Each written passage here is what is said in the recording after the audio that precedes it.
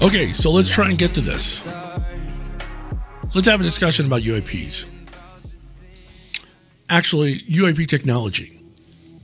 The question is it deliberately being suppressed? Based on what I've recently seen with the 2 congressional hearings on UAP, I'm left to wonder. After the letdown of this year's hearing the 2 hearings, compared to last year's and the mysterious nature of the Seoul Symposium, which is happening again right now, it seems there's more going on beneath the surface. In a recent text exchange that I had with Carrie Cassidy, I told her it appears that yes, UAP technology has been deliberately suppressed. We all know that. But what it's done, it's allowed industries like oil and others to thrive while keeping all the groundbreaking advancements such as zero-point energy, free energy, and anti-gravity hidden for decades. You know, when I think of free energy, I'm reminded of the UK's Gary McKinnon, who was incidentally interviewed by Carrie, Project Camelot, in London back in June of 2006. It's strange how McKinnon's search, all the hacking he did, initially driven by a desire to find free energy to help suffering pensioners, it may have inadvertently sparked a greater push for disclosure. You see, during his search, he stumbled upon lists of non-terrestrial officers and ships with names that didn't resemble any known U.S. military craft, suggesting something far beyond conventional understanding. Additionally, his attempt to download an image of a UFO revealed connections to the recently mentioned UAP Special Access Program, Immaculate Constellation, or at least something closely resembling it. Either way, those in power, perhaps the same individuals or groups who sought McKinnon's persecution and extradition, which was ultimately dropped due to his Asperger's diagnosis, thank God for that, these folks are likely fully aware of the consequences if the truth about their obstruction is ever revealed. This includes potential backlash for preventing humanity from benefiting from these technologies. There's most likely going to be accountability on behalf of those who lost their lives trying to bring all of this information to light. And I do have a video on that coming out very soon. Think of Mr. X from Project Camelot, and if you ever read UFO Highway back in 2010, or the new UFO Highway 2.0, think of CRW. There's a whole story behind that. And maybe this sounds too conspiratorial, but I believe the narrative of a false flag alien invasion or claims of an alleged alien collusion with adversaries like Russia or China, it explains why numerous former Department of Defense and Pentagon personnel, still bound by oaths of secrecy under penalty, are suddenly emerging as so-called whistleblowers. Right. I agree with AJ from the Y-Files, as he stated in an email exchange to Patrick from the Vetted podcast, where he said, I distrust anyone who spent any time in military intelligence. Once you're in, you're never out. I want to be wrong, but I wasn't wrong about Doty, Elizondo, Puthoff, etc. And I don't think I'm wrong about Grush. That's what he said.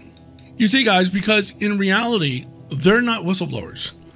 Their motives can often be traced to ties with or their roles as executives or consultants within aerospace and defense firms. It's not to say that they're not telling us the truth. They're just being held back from giving us information. And we see that clearly. That's what was evident in the hearings. And this brings us back to the question about the grand pageantry of it all. The highly anticipated and widely watched UAP hearings. The real objective of these hearings appears to be leveraging UAP-related national security concerns to pressure Congress into funding special access programs, not through covert black budgets, but through openly sanctioned funding endorsed by the media, the public, and the government.